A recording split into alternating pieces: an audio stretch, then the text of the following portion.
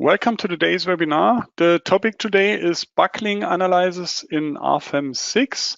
My name is Andreas Hörold. I'm responsible for marketing and public relations in the company Dlubal Software. For instance, the Dlubal website, the German and English webinars, newsletters, customer projects, and so on. I will be the moderator today, and I will also be a presenter, at least of the first part of the webinar. And we all together answer your questions. I say some words with the next slide, how you can ask questions for the attendees who participate the first time. But before that, my two colleagues can introduce themselves. Jonas? Yeah, hi, welcome also from my side. My name is Jonas Bien and I'm working at Dlubal for a year now, something like this. And I'm focusing on the development in the steel design, context of steel design and structural stability. And I will present the second half of today's webinar, and aside will answer your questions. Yeah.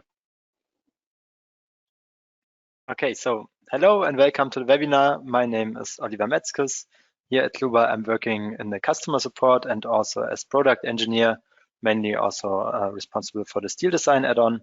And today I will answer your questions during the webinar. Okay, thank you for your introduction. Then we can switch off our webcams that the attendees can see the full screen. You can see the control panel on the right side of your screen. You can show that with that arrow here, and then you can enter a question here. And we will answer you. In the case you don't get an answer during the webinar because there are too many or you are too late with your question, then you will get an email after the webinar. The other way is to watch the entire webinar and then email your questions to info@dlubal.com. Okay, to the agenda today. As already said, I present the first part of the webinar, an analysis for shell buckling using the global GMNIA and LBA calculations. On an example from a seminar paper from Professor Schmidt. You will see that with one of the next slides. Then I take over to my colleague Jonas Bien, and he will do an analysis for plate buckling using the GMNIA method according to Eurocode 3, part 1.5. Okay, at first, a short overview about buckling analysis of shells. There are different possibilities. First possibility is the stress-based buckling analysis. A simple application, often done by hand calculations. But it's quite difficult to achieve economic results.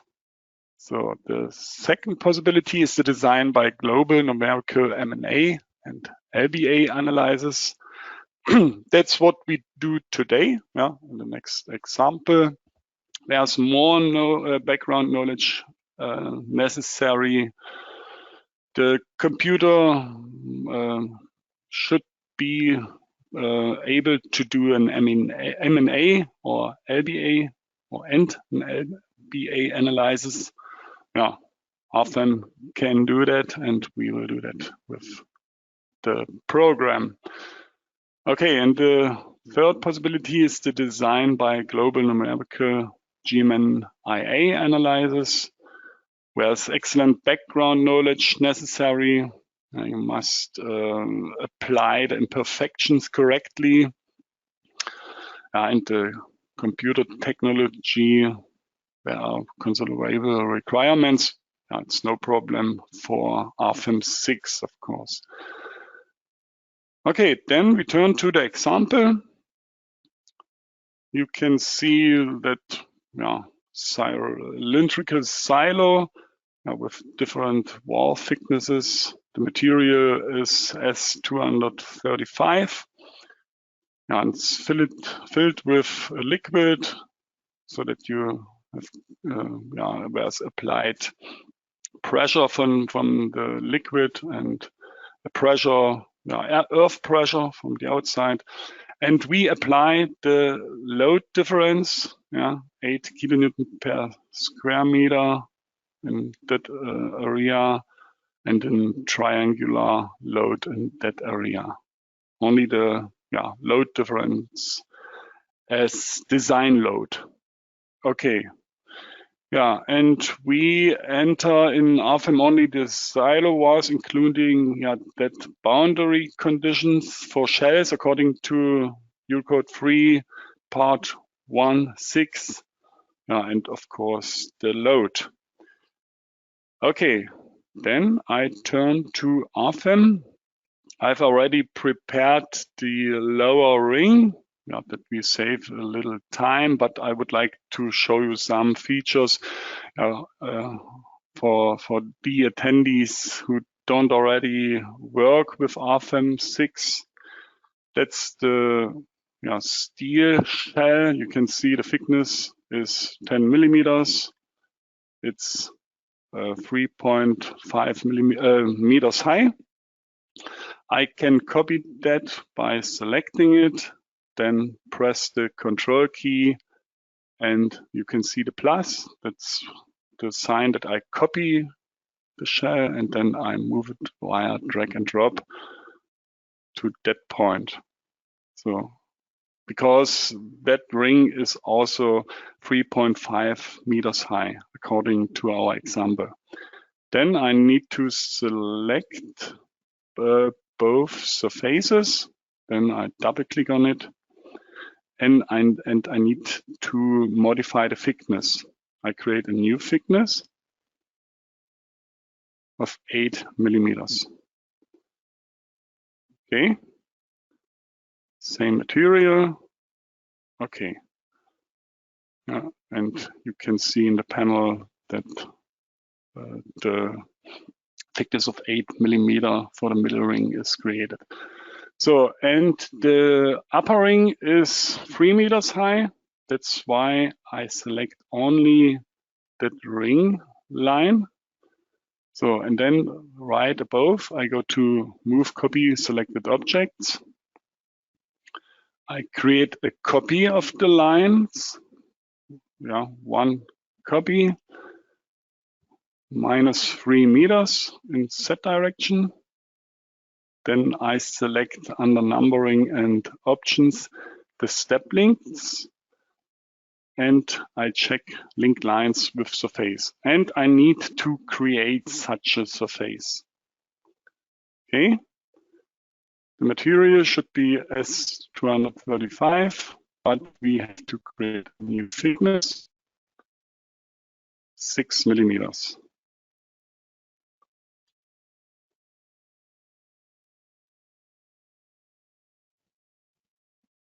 Okay, now you can see the different colors also in the panel. Okay, I need to define the line supports on the upper side. Here left above, assign line support. And I create a new one. Not in Z direction. We use the local coordinate system. We would like to support it in X or local X and local Y direction, in ring direction and perpendicular to it. Okay, that's all. The model is finished. We still need to apply the load. And that's a new feature in Rfem 6. You can apply varying load of all surfaces with one step. So above, new surface load. I select all the surfaces. Okay. Then load distribution.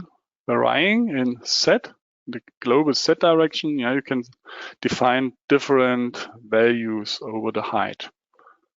So I switch to the local coordinate system for the surface, and we would like to apply the load perpendicular to the surface area in Z direction, local Z direction. So we only need to define the parameters. We start with the upper value, -10, it's 0. Then in -9.2, where's the value -8. And at the bottom, we have also the value -8. That's all. And you can see the load as in our example. Maybe we can compare it. That's the load. And we have also created or defined different thicknesses. So I turn back to Rfem. Then we define here above the mesh size, mesh setting, and we use 25 millimeters for this example. Okay. So in the next step, we go to the load case. It's still named self-weight. I call it design loads. As in the example, I don't activate the self-weight, that I get the same results as in the example from Professor Schmidt. So, and I do a stability analysis. This is only activated if you activated the structure stability add-on in the base data. I show you where you can find it. That's when that's the base data. When you create the new file, or you can turn back to that dialog with that button right above. So, and under add-ons, I've already activated the structural stability add-on. And for the M&A analysis that we do in the next step, the nonlinear material behavior add-on. And I switched off the combination wizards and load wizards. Okay, then we can run the calculation. And we are waiting for the eigenvalues. That's the statical analysis and that's the stability analysis. 2 steps. We have to wait some seconds. So, and now we take a look in the table, not in static analysis, but in stability analysis, and we can see our eigenvalues. So we calculated only the lowest 4 eigenvalues. When you click on it, you can see the different mode shapes. They are quite similar. And we turn over or take over the lowest critical load factor, 1.504 in our example. I turn back to the PowerPoint slide.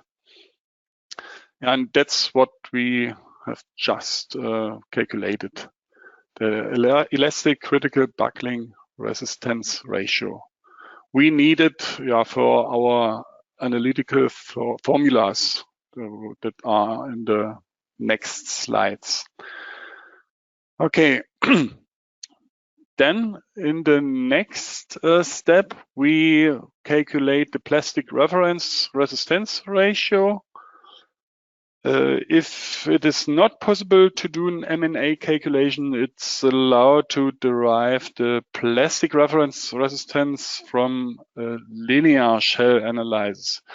And you have to take this equation here from the standard. That's a little bit complicated, but we don't need to do it. we calculate this value with Rfem 6. Maybe in additional information, you can download the PowerPoint slides, the complete PowerPoint slides from our website. At the end of the webinar, I show you where you can find these, this PowerPoint, or we offer it as a PDF file. And you can also download in the next days the recording.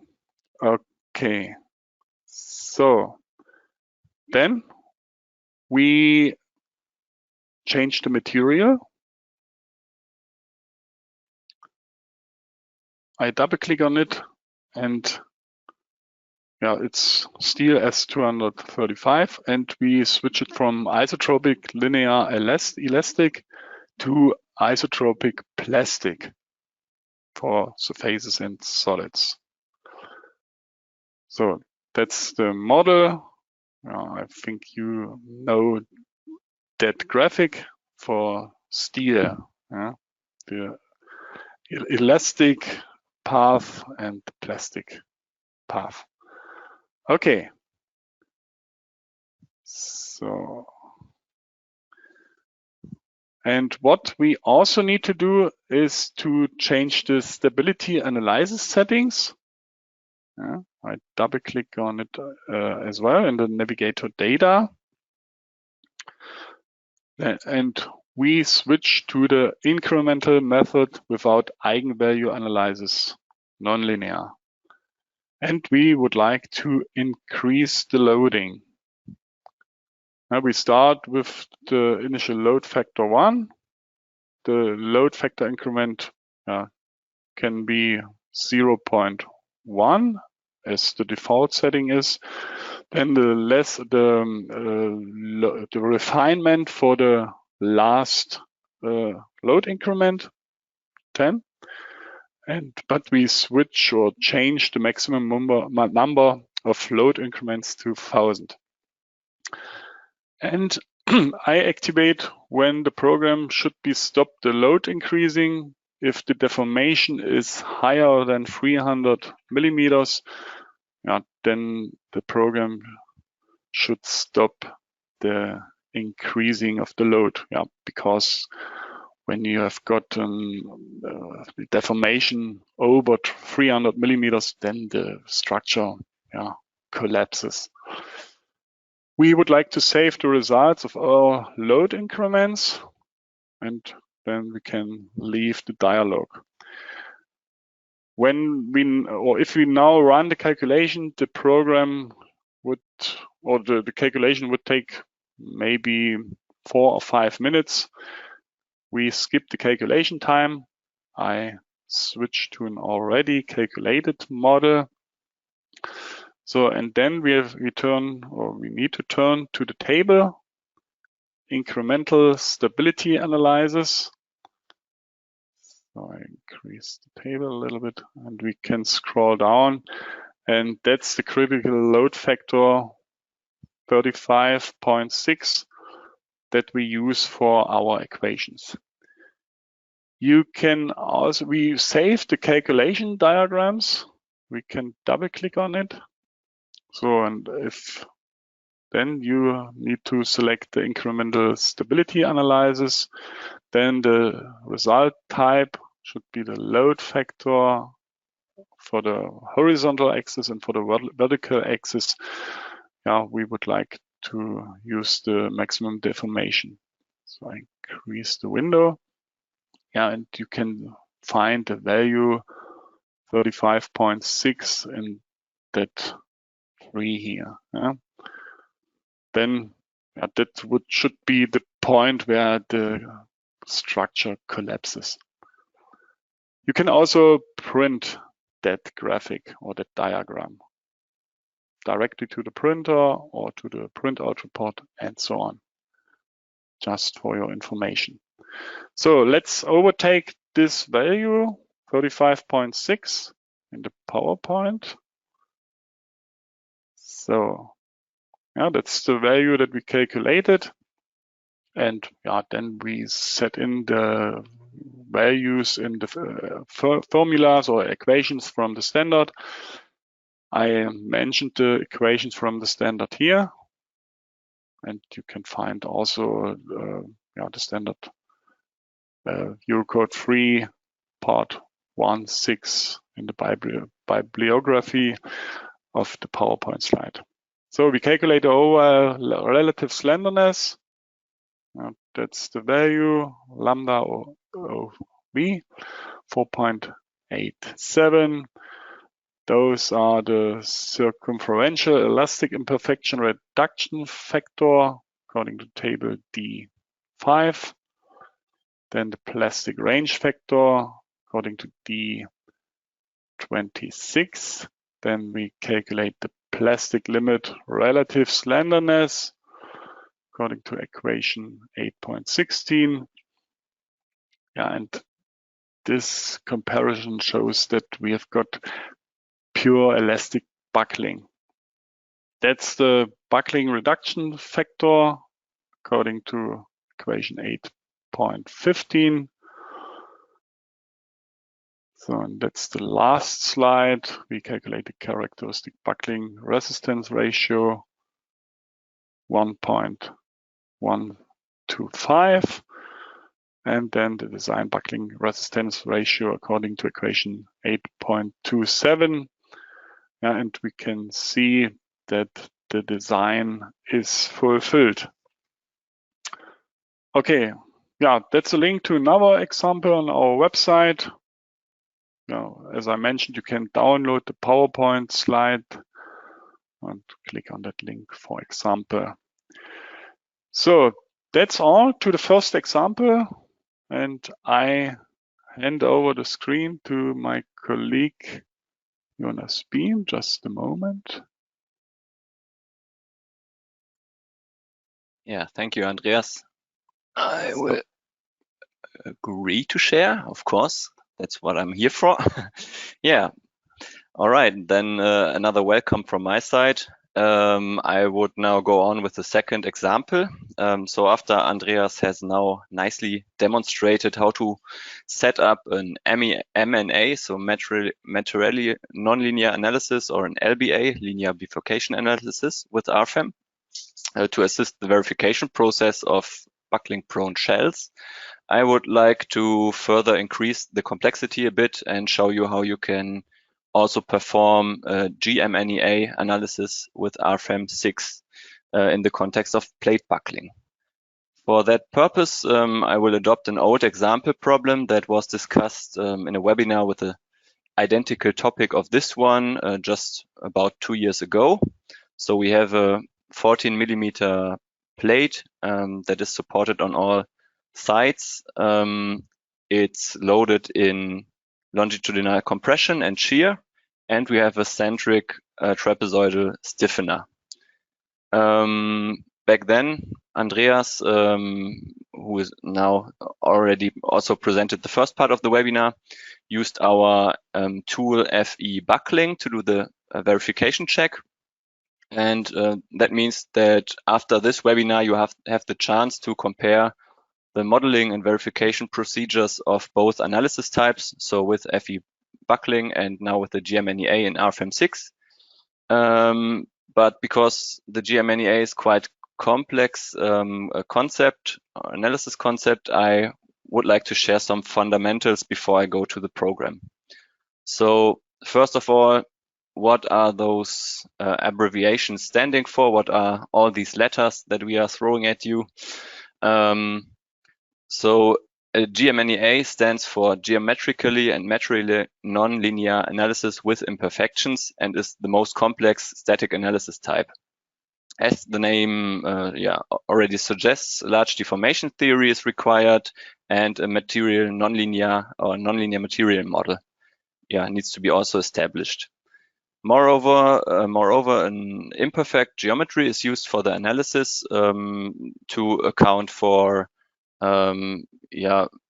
bulbs that are already in the geometry or residual stresses that come from the manufacturing process.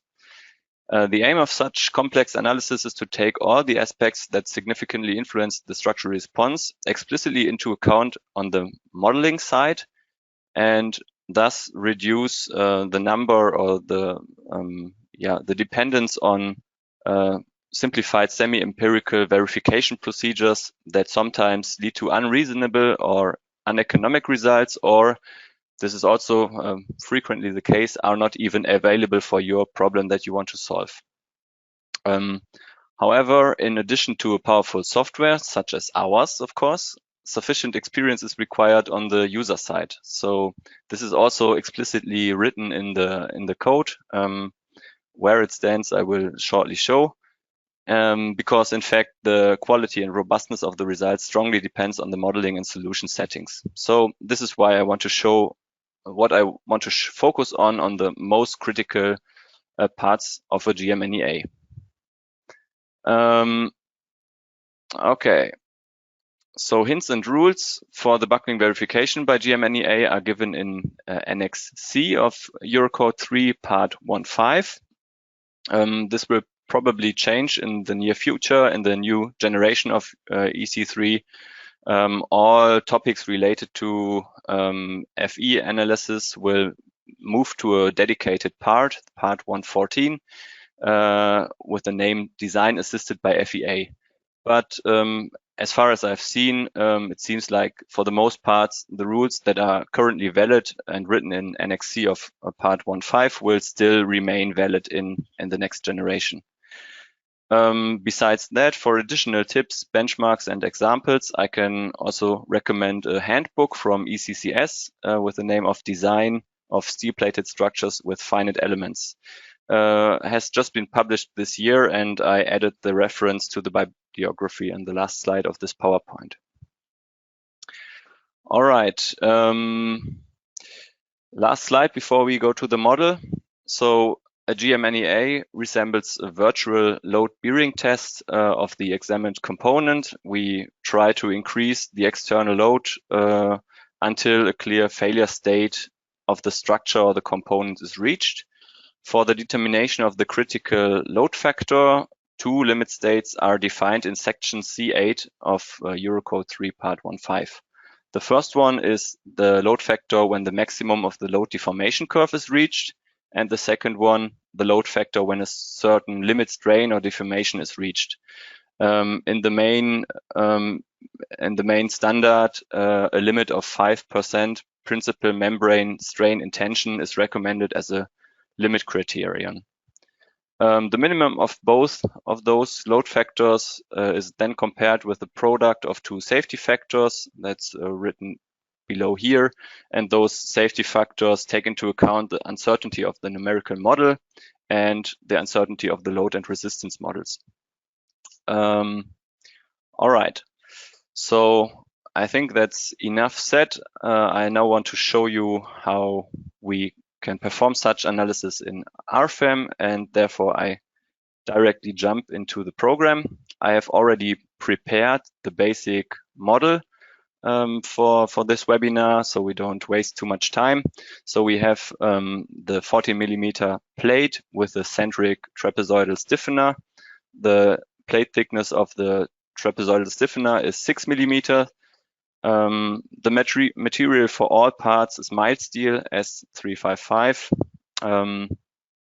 But let's check what material it actually is, and we can see that until now I have only applied linear elastic material model here. So I will change that in a bit after showing you the rest of the features of the model. So the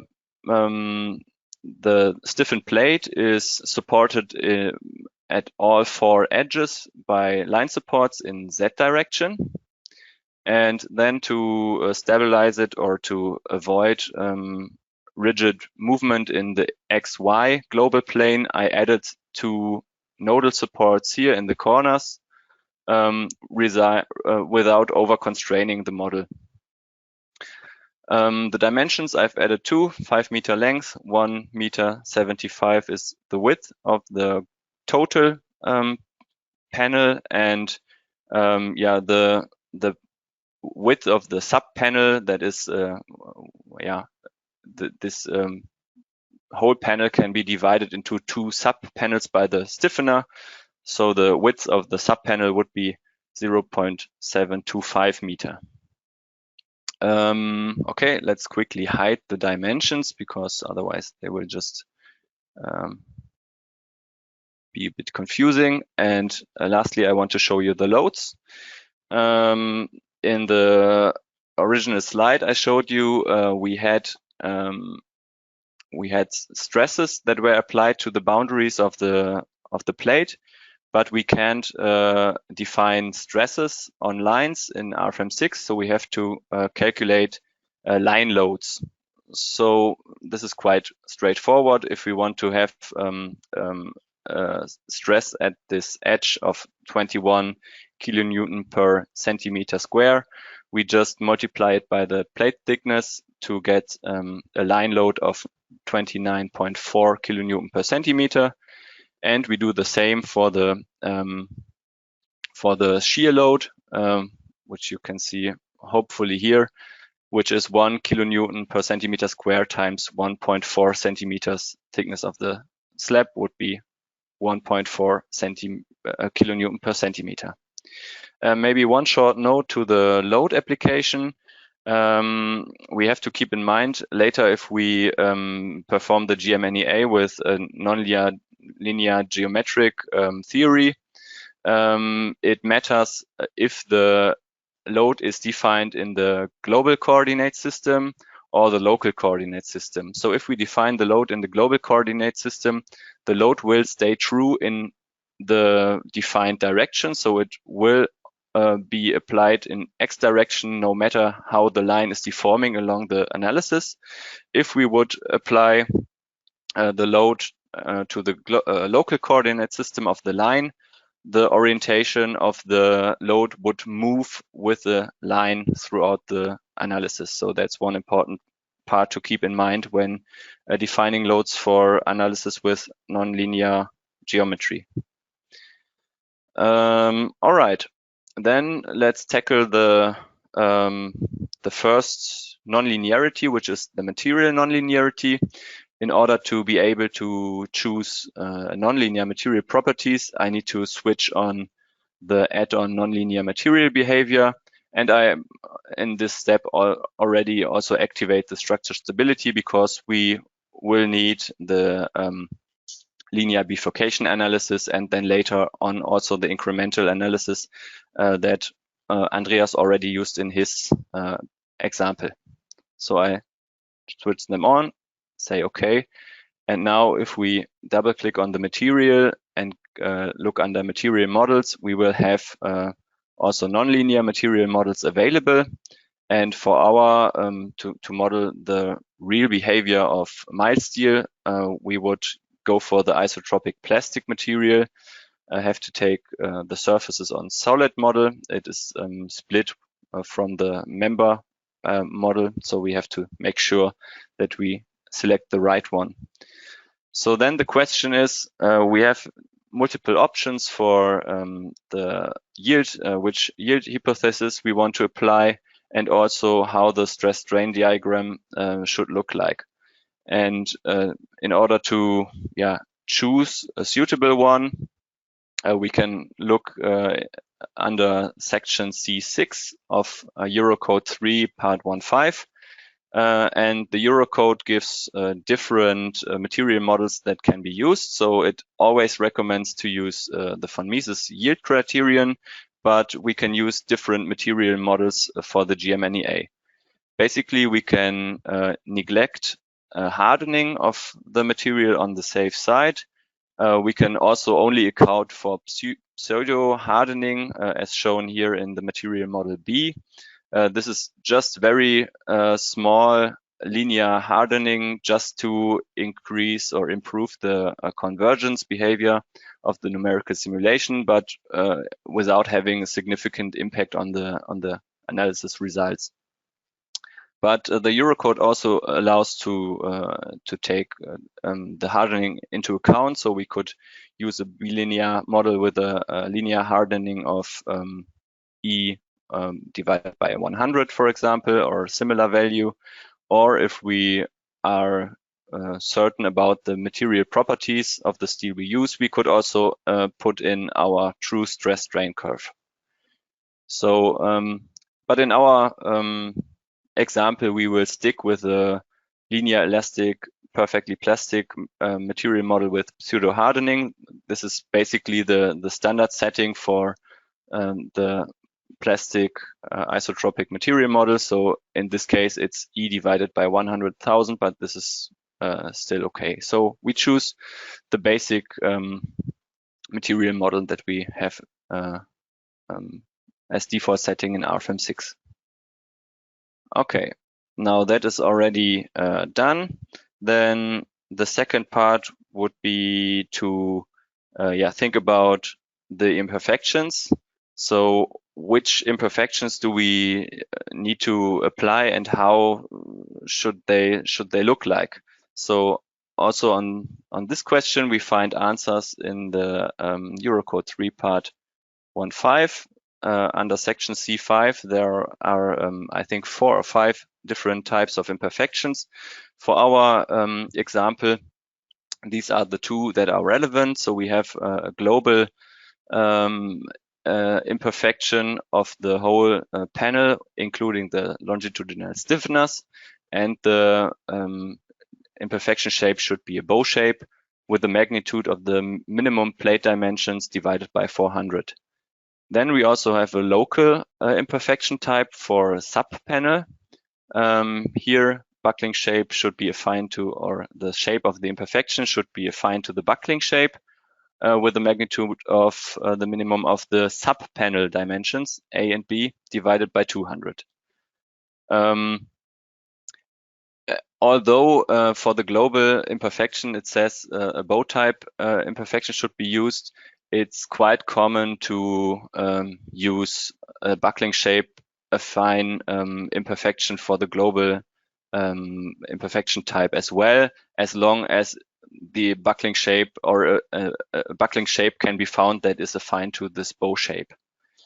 One thing I'd like to add here, so the imperfections that are mentioned here are equivalent geometric imperfections, and they include both imperfection types, geometric imperfections and structural imperfections that result, for example, from residual stresses due to fabrication. So if we look into our model and think about welding this trapezoidal stiffener to our plate, then of course, due to the welding and non-symmetric heating of the plate, we will probably get some residual stresses in the plate.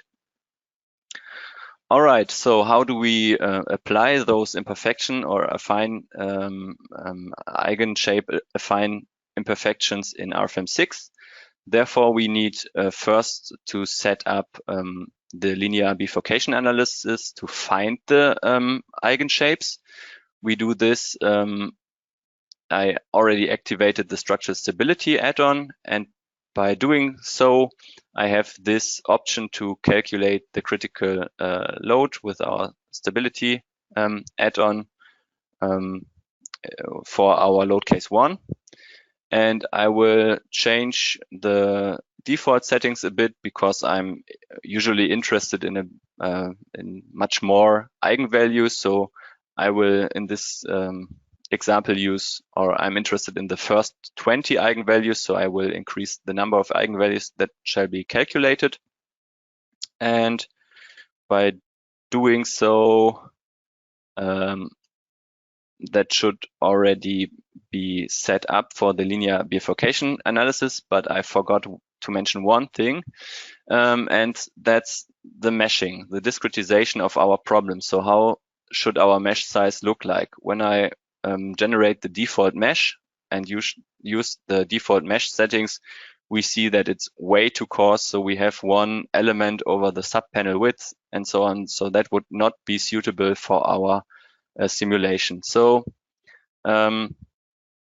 it is hard to get or to give general recommendations about the mesh size because it depends on the model, on the loading, on the type of investigation, on the results that you are interested in, and so on. But a good rule of thumb for a linear bifurcation analysis would be that you should use at least 6 to 8 linear shell elements over one buckle. So if you expect one buckling half shape within this over the width of the subpanel here, we should at least use 6 elements over the width of the subpanel here.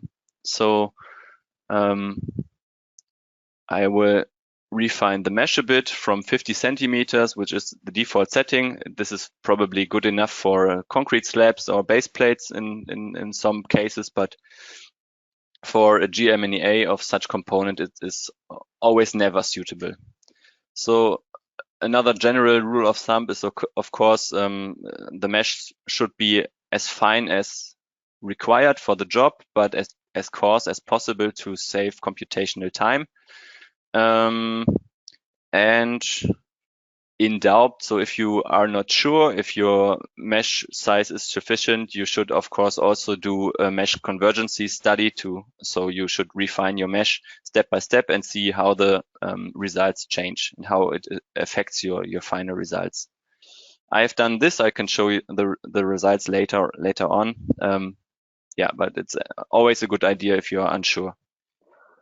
All right, so now with a decent mesh size, I can start the linear analysis and the linear bifurcation analysis. So these are the 2 steps that are now selected for calculation: static analysis and stability analysis. So this is always, if you do that for the first time for your model, it's always a crucial step, because when it runs, then you know that all parts are connected, and you can check by analyzing the static analysis results how the structure behaves and so on, if the supports are set correctly. So what we see here, by applying the load only to the plate, we see that this is of course some eccentricity to the overall section of the stiffened plate, so it bends upwards. And what's also interesting, or I could show you how is the stress state in the static analysis. So what are the maximum stresses? The maximum von Mises stresses in our model due to the design loads are at 235 megapascals. So they are way below our yield stress of 355. So in an elastic design, that would look totally fine. That wouldn't worry us. But what about the stability? We can check the stability results by going to this solution type. We can do that via this drop-down menu here in the navigator or in the table, and then browse through our eigenshapes. And what we see here, the first eigenshapes, they are all buckling of the subpanels. So the overall panel is divided by the stiffener. The stiffener provides enough stiffness to do that to the buckling prone plate. And of course, the wavelength changes from one mode shape to the other. And okay, this is interesting. Mode shape number 19 would be the first global mode shape where the whole plate, including the stiffener, buckles. So that we should keep in mind. Of course, the critical load factors are also interesting. So we have a factor above 1, but below 15 or 10. So we should worry definitely about buckling instability. So yeah, it's good to do further analysis on this. All right, we can now adopt. So now we have performed the linear analysis and the linear buckling analysis, and we want to now apply eigen-shape-affine imperfections for the GMNIA. To do so, we go to imperfections and create a new imperfection case of the type buckling mode. This is only available if you have the structure stability add-on activated. And I want to select a load case as my source for the buckling mode. yeah, and I have only my load case 1, where I performed my LBA analysis, so where I have some buckling modes calculated that I can use to scale them for the GMNIA. The question, of course, is, okay, which buckling mode is the most severe? Basically, you should apply the imperfection that leads to the lowest load factor in the GMNIA analysis, but of course, that's not always clear. So it may be, I think it would be a good starting point to start with a mode shape that has the lowest critical load factor, but it's not guaranteed that this is the most critical imperfection for your GMNIA analysis. So also here in doubt, we need to take several mode shapes into account and do a GMNIA with all of them. For this demonstration, I will just check the first local mode, that was buckling mode number 1, and the first global mode, which was buckling mode number 19. Then we have to also take into consideration the scaling direction. I want to scale it spatially, so as it comes out of the stability analysis. And the magnitude, I can again show you the slide from the Eurocode. So for the local imperfection, it would be the minimum sub-panel dimension divided by 200. I can enter this as a formula condition. So I would enter here minimum of 0.725 meters and 5 meters, which would be the length of the sub-panel, divided by 200. And then click apply.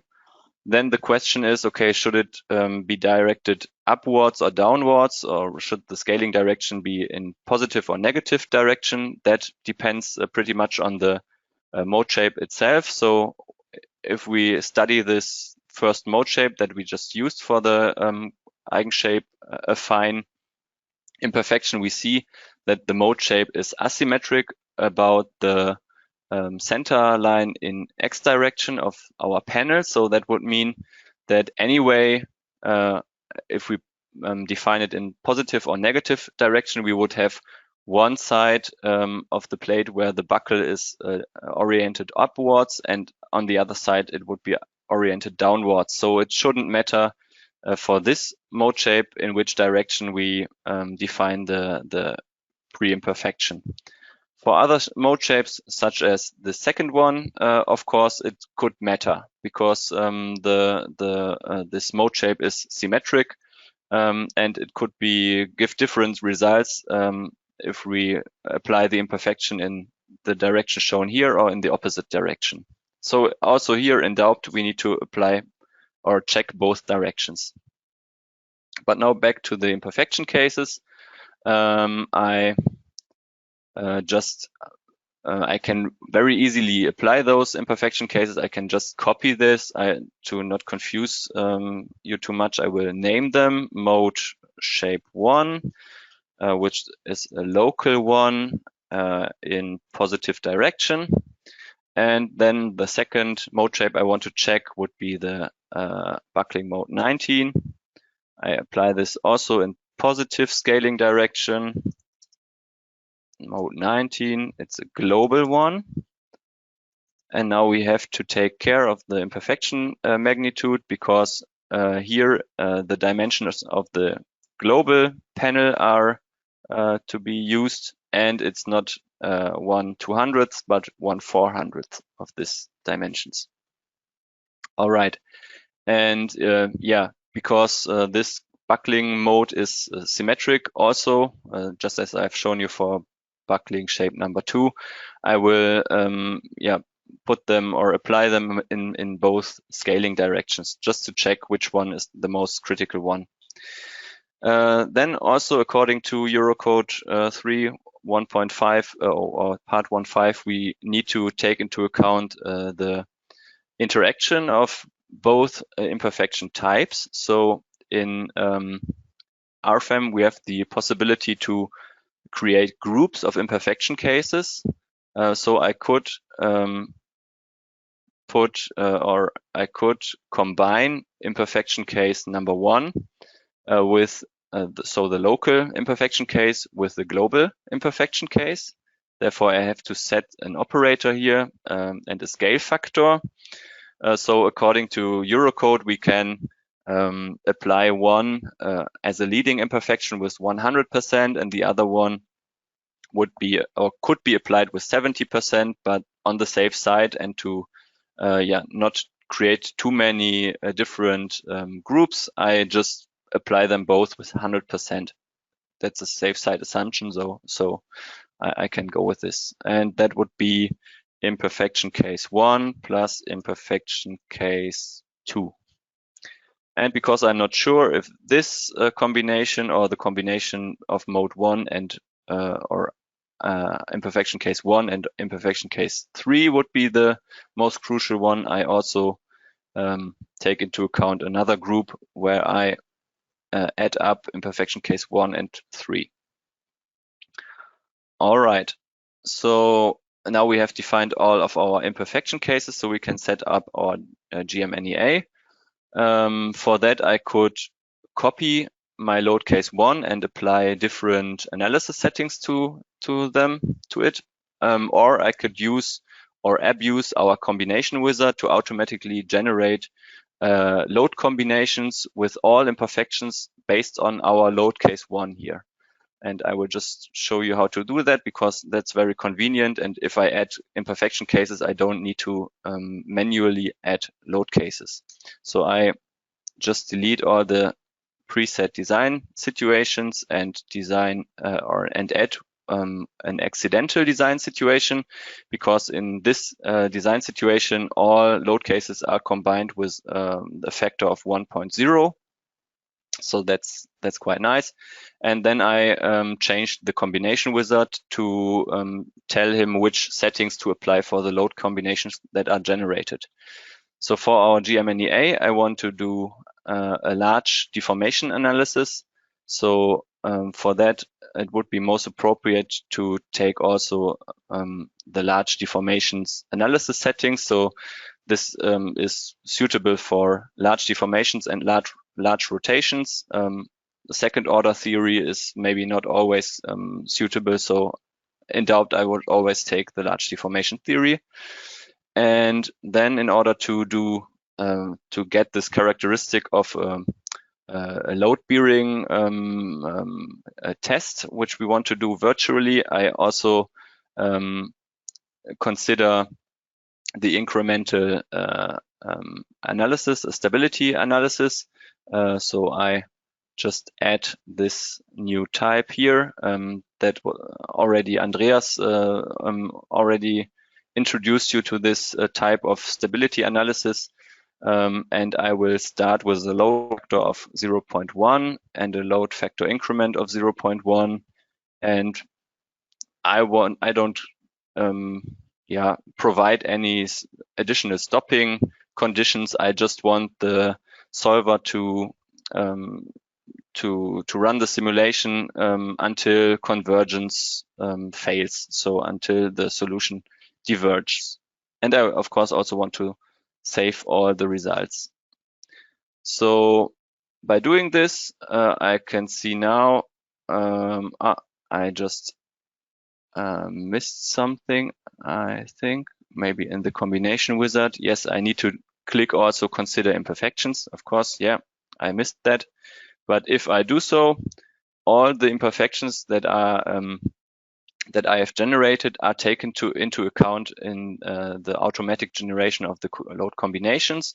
So I would now have 5 different load combinations, all based on load combination 1, but with different imperfection settings, and of course all with the nonlinear geometric analysis options and the incremental eigenvalue analysis, incremental stability analysis, sorry. Now I'm pretty much set up and can run the simulation. So you will see first the imperfection cases are generated. So the buckling shapes are scaled up in a static analysis, and the geometry is applied for the load combinations here. And then for each load combination, a static analysis is performed, which I'm not very interested in, but yeah, at the moment I cannot deactivate it. But what I'm interested in and what basically is the GMNIA, that would be this structural stability analysis here for load combinations 1 to 5.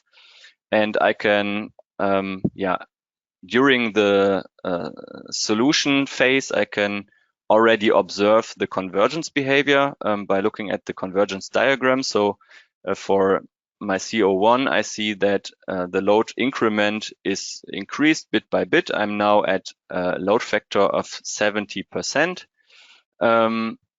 And at some point it will fail. Sometimes I can already see by looking at this load factor here where my GMNIA analysis is going. So can give me crucial information whether it's it has any value to calculate further. So now we are for combination 1 at a load factor of 1.2, and now it should it should fail convergence. We see that it takes a step back to the last converged solution, which was at load factor 1.1, and now it divides the load increment into smaller steps and tries to narrow down the point of divergence.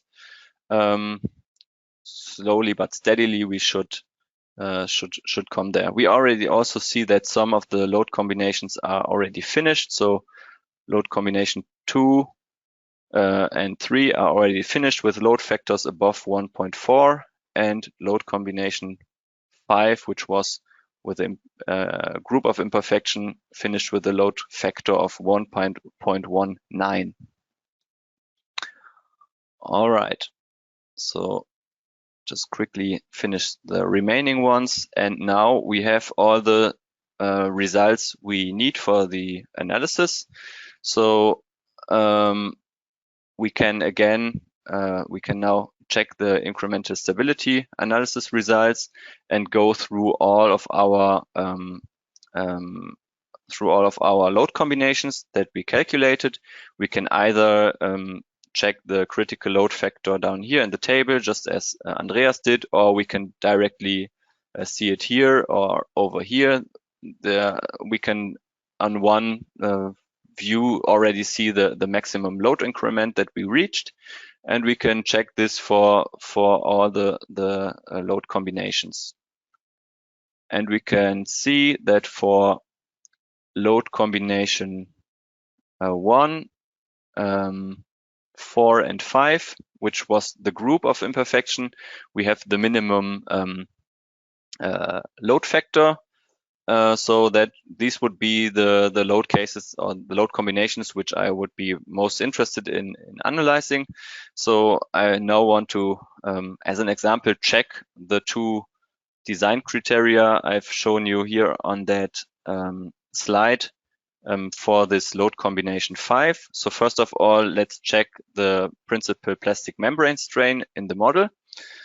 So I go to strain equivalent, no, not equivalent plastic strain, but maximum plastic strain, and then I can just check EPL max, and if this is under 5%, and we see that the maximum plastic strain value is at 2.4 or 0.24%, it's in per mil, then we know that this is not really an issue. So the plastic, so the criterion number 2 with a limit strain shouldn't be an issue for our problem here. We can also browse through all the results, and we see that this is the case for all of the load combinations that we have checked with all the imperfection cases that we have applied.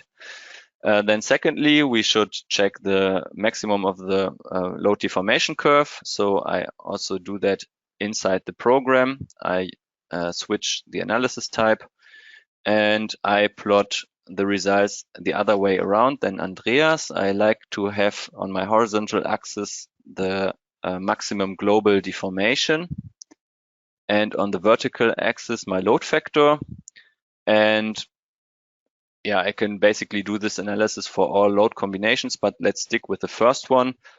I see that the load deformation curve has a degressive curve, so it's non-proportional, and the stiffness of this curve lowers as we reach the ultimate load factor, but we only see the ascending part of the load deformation curve. We do not see any descending part. So that's an inherent problem, because we have performed this GMNIA, or we have set it up in such a way that we increase the load factor.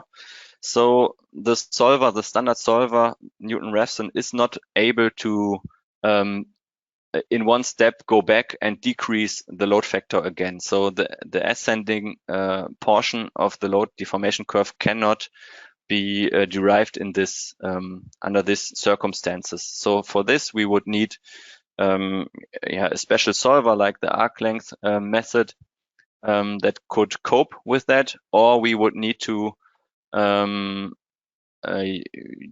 set the GMNIA up in a way that we increase the deformation, and then we would allow for decreasing load factors also.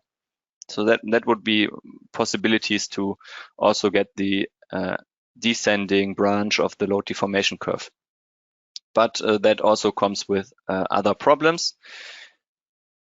So when I would see this, that the simulation diverged at that point, then I would ask myself, why did it diverge? So there can be different reasons. So for example, it could be because of the material nonlinearity, because of some bigger distortions of elements, could be because of some context that I have in the model, or it could also very well be that it is due to stability failure, because maybe at that point, somewhere in the model, a buckle evolves, and there is a quick jump in deformations in a small area, and maybe also a decrease in the overall load resistance of the model due to this formation of the buckles. And that could also be the reason why I do not reach any further load factor, and I have divergence in my model. And that would mean that on the safe side, I can assume that when my simulation gets unstable, then my structure gets unstable. So I say, okay, on the safe side, I assume that the numerical instability is caused by structural instability, and I take the load factor that I have reached, the maximum load factor, as the maximum of the computed load deformation path. So in this case, it would be 1.18. I think this was also the maximum load factor for the other combinations. So CO2 and 3 were further up, but 4 and 5 was also 1.18. And I would use this as the decisive load factor alpha u, and I would then only need to compare this load factor with my resistance, or the product of my safety factors. And for those, I would take 1.05 as it recommended in the national annex of EC3 part 1.5. And for the alpha 2, I would take gamma M1, because I can clearly see that material failure is not an issue in my example. So I would adopt the value for gamma M1, and yeah, I'm German, so I would use the German national annex, or for a project in Germany. So it would be 1.05 times 1.1, and that would give us a factor on the resistance side of 1.155. And I see that my load factor is larger than this factor, so I have 1.18 bigger than 1.155, and that would then lead to a green check. So in this case, my structure would be safe could be safely designed for buckling and all, basically all other influences as well. Okay, of course, we now have only checked the first eigenshape as mode shape affine imperfection. I can also show you how that looks like. So this is calculated in a first step before the GMNIA. So just to make sure, I would also probably have to investigate some additional mode shapes and combinations, but it's quite easy to just copy them, and the load combinations are automatically derived and can be checked. And the second thing I would also always recommend, probably if you are not familiar with this system and the structure, is to do a mesh convergency study. So I did this for the model I've shown. So the mesh size I've now actually used was 50 millimeters. And I saw that if I further decrease my element size, the results of my GMNIA stay the same. And also the linear bifurcation factors for the first mode shape stay more or less constant. So they do not change a lot. But if I increase my mesh size, so the element size, sorry, then this seriously also affects the results of the GMNIA. So I need to make sure that I use an appropriate mesh size, which I can show in such a manner like this here. All right, so that should be it. The last thing I want to show you or give you as an outlook, we are currently preparing blocks for such stiffened plates, so that will make it very easy to define stiffened plates for a GMNIA analysis, just as easy as defining the geometry and load in FE buckling.